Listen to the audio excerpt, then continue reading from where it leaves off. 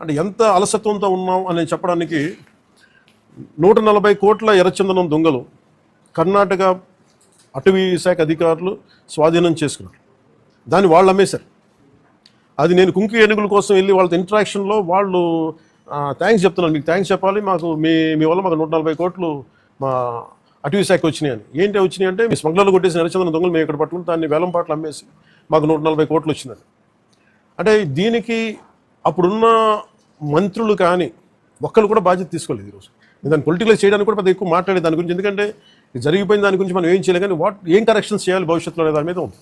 ఎందుకంటే నేపాల్లో మన ఆంధ్రాకి చెందిన ఎర్రచందనం అక్కడ దొరికింది. ఎర్రచందనం మేజర్లీ ఆంధ్ర, ముఖ్యంగా మన శేషాచలం అడవులు. ఇక్కడ దొరికింది నేపాల్లో పట్టుబడితే, అది కూడా కొన్ని 100 కోట్లు పట్టుబడితే నేను ఛార్జ్ తీసుకోగానే ఫస్ట్ పెట్టిన ఇది సంతకం ఏంటంటే అక్కడి నుంచి తీసుకురావడం. అంటే అది ఏముందంటే కంట్రీకి అండర్స్టాండింగ్ ఉంది. అంటే వేరే కంట్రీలో ప్రొడ్యూస్ అయిన ఉత్పత్తి అయినది ఏదైనా సరే అక్కడ దొరికితే అది మేము తిరిగి తీసుకురావచ్చు అనేది అది ఒక ఇంటర్పోల్లో లేదంటే ఒక బిట్వీన్ కంట్రీస్ ఒక అండర్స్టాండింగ్ ఉంది. అది మన రాష్ట్రాలకు ఎందుకు లేదని చెప్పి నేను ఇనిషియేటివ్ తీసుకొని కర్ణాటకకి వెళ్ళి కర్ణాటక ప్రభుత్వాన్ని అటవీ శాఖ మంత్రి గారిని ఈశ్వర్ ఖండ్రే గారిని మాట్లాడి వారితో మాట్లాడి we have letter of understanding between states system, మన కర్ణాటకకి తమిళ మన ఆంధ్రకి. అలాగే మనకి భూపేంద్ర యాదవ్ గారి దగ్గరికి వాళ్ళకి ఏం చెప్పారంటే ఇది మీరు అన్ని స్టేట్స్కి మీరు అప్లై చేయండి మీరు అని ఆ రోజు కోరితే, తర్వాత రిపీటెడ్ మీటింగ్స్ జరిగినాయి, 2-3 మీటింగ్స్ జరిగినాయి.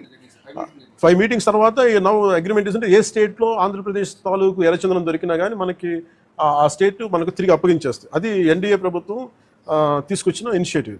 సో దాని ద్వారా ఎస్పీ గారు తన టాస్క్ ఫోర్స్ నిపించి ఎంతమందిని సార్ మనం కెన్ గివ్ ద డీటెయిల్స్. రీసెంట్గా సార్ గుజరాత్ రాష్ట్రము, తర్వాత ఢిల్లీ, కర్ణాటక, తమిళనాడు రాష్ట్రాల నుంచి దాదాపుగా ఈచ్ రాష్ట్రం 4 to 5 tons ఆఫ్ ఎర్రచందనాన్ని మనం సీజ్ చేసి మళ్ళీ వెనక్కి తీసుకురావడం జరిగింది సార్. దాదాపు ఒక 30-40 crores ఉంటుంది కదా, 25-30 crores ఉంటుంది.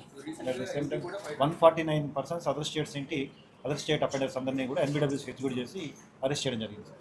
తర్వాత ఈ మధ్యకాలంలో మనం టాస్క్ ఫోర్స్ 83% కన్విక్షన్ని మనం రీచ్ అవ్వడం జరిగింది సార్. అలాగే నేను అడుగుతున్నా, it's also create law and order problems. అది ఎలా చేస్తున్నారంటే వీళ్ళు నరికి దొంగలు తీసుకెళ్ళిపోతున్నప్పుడు వీళ్ళని ఆపాలనుకున్నప్పుడు వీళ్ళు లైసెన్స్ ప్లేట్ లేని కార్లు కావచ్చు, లేదంటే అసలు ఇంజిన్లో కూడా ఛాసెస్ మీద నెంబర్లు చెడిపేసి దొంగతనం చేసిన కార్లు, అది ఒక చాలా క్రమబద్ధీకరణతో జరుగుతుంది, చాలా మెథాడికల్గా జరుగుతుంది. సో వీళ్ళకి మేము ఏం చేస్తున్నామంటే వన్ సింపుల్ వార్నింగ్ అందరికీ ఇస్తుంది. మీరు స్మగ్లర్స్ కావచ్చు, కొట్టేసే వాళ్ళు కావచ్చు, కింగ్ పిన్స్ కావచ్చు, it's a very firm warning to you all.